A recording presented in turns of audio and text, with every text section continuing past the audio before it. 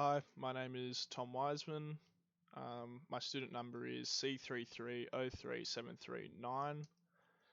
In my FYP, I have been working with an industry partner, my supervisors Craig Wheeler and Michael Carr, to investigate grinding mills with a eventual end goal of actually producing an experimental pilot setup at the university where testing can be done and compared to discrete element method findings, which we will also do for this arrangement, but also and compared to similar research that has been done by others. Initially, my Part A report was primarily focused on investigating breakage models, which could be applicable in a grinding mill setup.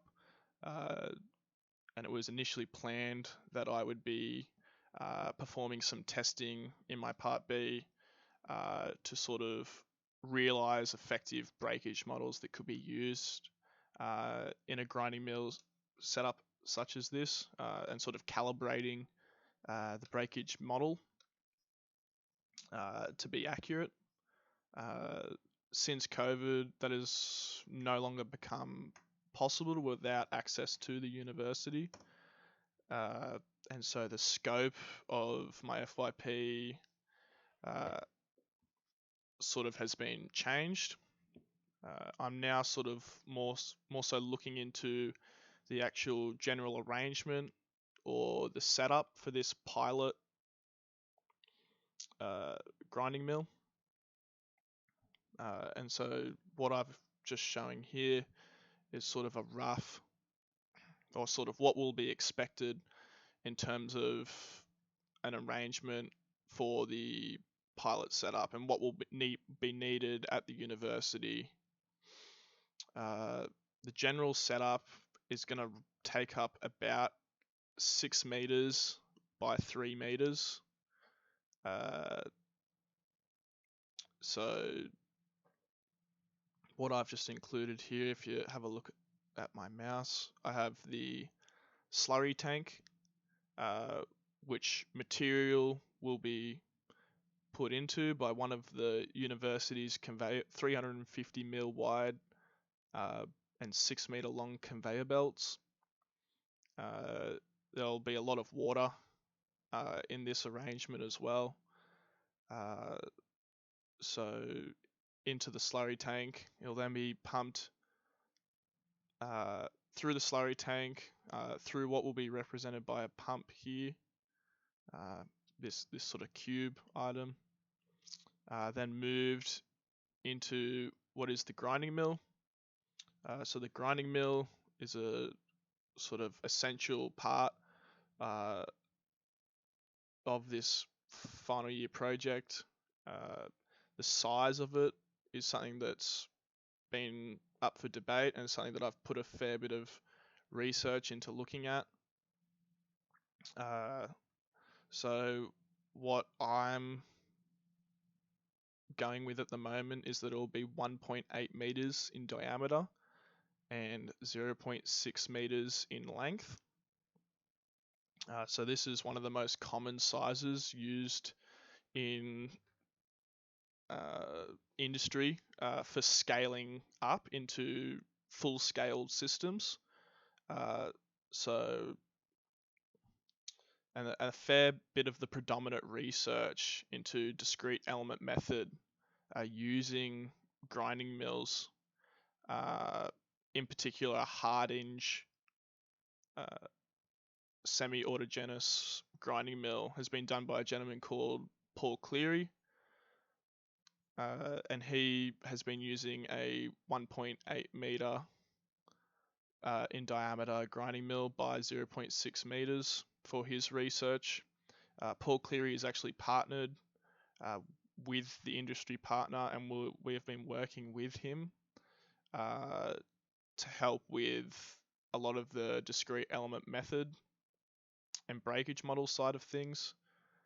So having a grinding mill which is of similar size to his research is sort of important in terms of characterizing the breakage, in terms of the energy required for material to break, and like sort of those breakage characteristics.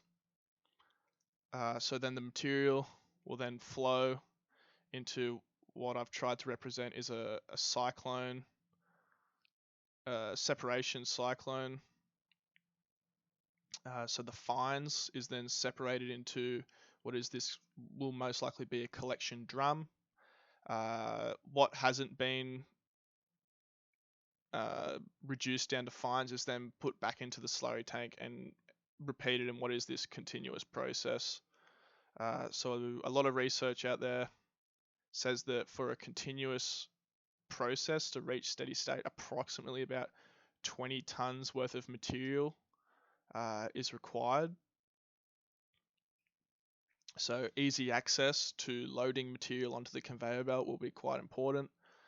So giving plenty of room here to allow for a loader to put material through a hopper and onto the conveyor has been sort of something that's been thought of.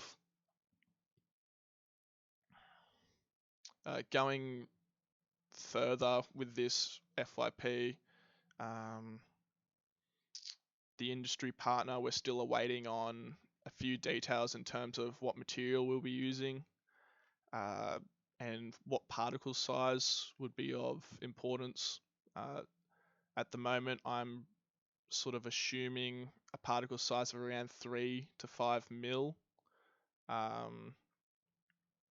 is something that could be expected. Therefore, I've used 6-inch pipes, which would be sort of fitting for that size of material, but this is all up for debate at the moment by the industry partner, and is something that we will learn more as time goes on. Going further, also we'll be replacing these parts in the model with their sort of actual representations of the part to create a more accurate plant layout, sort of like what I've done there with the conveyor belt. So including a model of the grinding mill and the tanks and the cyclone will be something done going forward.